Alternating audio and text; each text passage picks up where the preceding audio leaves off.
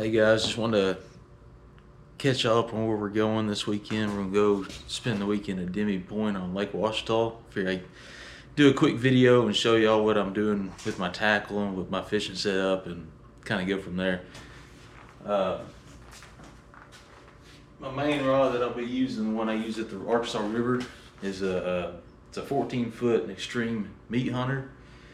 I got a Pin Battle 4 reel on this thing, and man, this thing's massive and it does a great job. We got a 80-pound braid on here, and we haven't had any issues with this rod length and this reel size. We can really get out there and chunk this thing when we need to.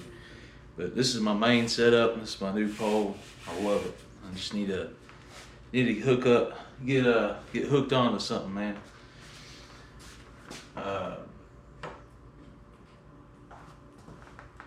This is kind of my lighter setup, an older pole. We're gonna take this to the lake too. I got a couple buddies that are gonna go with us, and they don't have poles. I don't do a whole lot of fishing, so I'm gonna let them use this. Just a cheap Walmart pole. I spent like 40 bucks at Walmart and it's done good. So we're gonna let them use it for this weekend. And then my last pole we'll be taking is this older pole here. It's a 12-foot. It's a Ryobi pole. I've never seen Ryobi.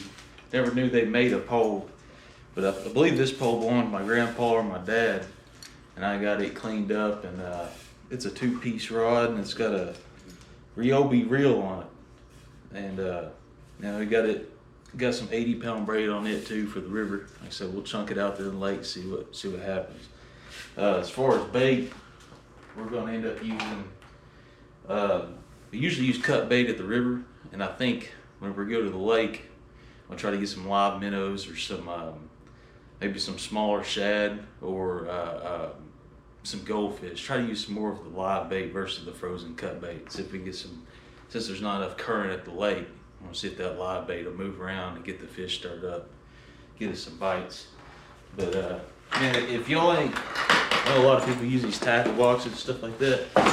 If y'all ain't got you a good bucket, this is where it's at, man. I keep everything in this bucket. This is so much easier to carry around. You got plenty of room, and once you get you a case or something and get you some weights, what I've done is went to Etsy, and you can buy their weights, these bank weights by the pound, and been using just these 8-ounce bank weights for these poles. Man, they work great.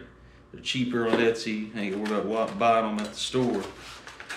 And been using some Mustad circle hooks, and just buy a 25-pack of them off of Amazon. It's cheaper than buying them in the store.